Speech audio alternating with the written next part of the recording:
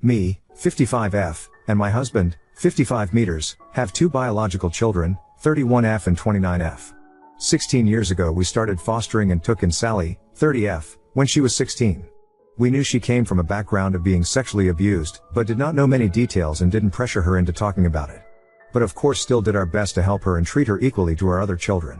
A couple times my husband thought she was flirting with him, but he wrote it off as him perceiving something differently than what it was. Then when she was 17 she approached him and touched him inappropriately. He immediately shut that down and she apologized, and after he came to me about it we then had a discussion about how that was not at all appropriate, and she apologized again and said she didn't know what she was thinking. We then started having her see a therapist and would make sure my husband would not be alone with her unless necessary.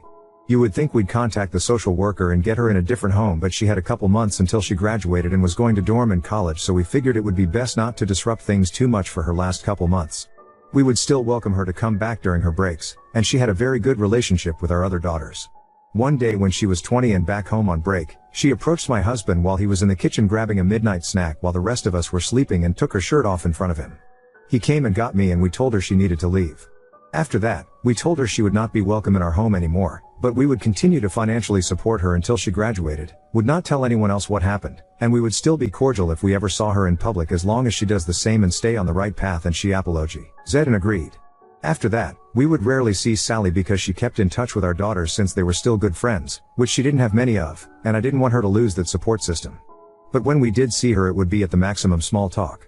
A couple of days ago, Sally called and asked if she could have a conversation with me and my husband as it was really important to her and she needed to get this off of her chest in person. We agreed and yesterday we met with her and her husband. After basic pleasantries, she started apologizing about everything that happened.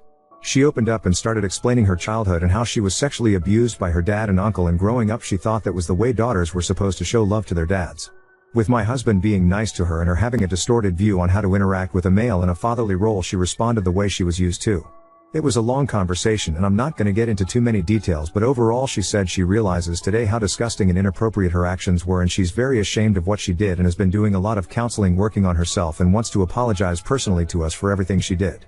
After a lot of crying on both parts, she said that she and her husband were pregnant and she wanted us to be involved in the child's life as the grandparents, and she wanted to rebuild trust with us and earn our forgiveness. My husband told her he forgave her a long time ago and I told her the same, and I hold no ill will against her, but I felt like it was best if we remained distant with each other. I just feel like overall too much has happened and it would be hard to move past that. She started sobbing, and I felt so bad. Her husband got kind of mad at me and said it took a lot of courage for her to come to us and open up about everything and ask for forgiveness. I said I 100% agree and I'm very proud of her and appreciate her for coming to us, but I think we're both comfortable with where we are in each other's lives right now and it should stay that way, but I wish her nothing but the best and will always have love in my heart for her. She was very upset but said she understands and thanked us. My husband and I hugged her, then they left. Afterwards my husband told me he thinks that I was wrong for not wanting to give her another chance. I said, you don't think we need space between us after what's happened in the past? And he said, we've had 10 years of space. She's a grown adult now and I think we should all move on from what she did as a teenager. I think we should all move on, but I don't know if still being involved in each other's lives with everything all that happened is the best idea. I know I'm acting selfishly out of interest of my own comfort. But I just don't know if that's the right decision. So Ida for saying me and my husband shouldn't get involved in our foster daughter's life again?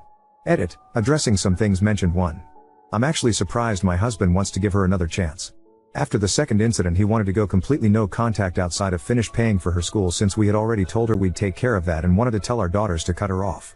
But I thought that was the most harmful route, so I would call to make sure she was okay every now and then and helped her adjust a little after graduation, but after that told her that would be the last direct involvement she'd be getting from us. 2. My daughters have said they will be child-free. I didn't think it'd be best to tell them what happened to save Sally the embarrassment. They are friends but aren't super close. It's more of a how's life? Conversation every few months. 3.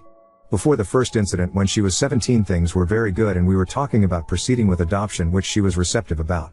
Looking back now I feel like this could have possibly been a trigger given her history with her dad, and that would make my husband legally her new dad. After that we stopped talking about adoption to let the tension settle and see how things would go. When the second incident happened things were kind of almost back to normal.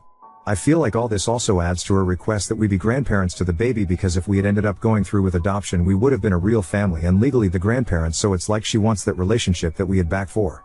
I am so happy with where she is right now. The reason me and husband started fostering is because we wanted to help kids get a life they may not have otherwise had. And I feel like in part we did that. We helped her get her grades up and get into a university. We then paid for said university.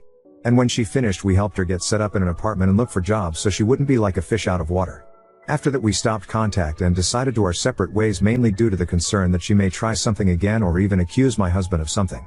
And I thank God she stayed on the right track and has succeeded on her own.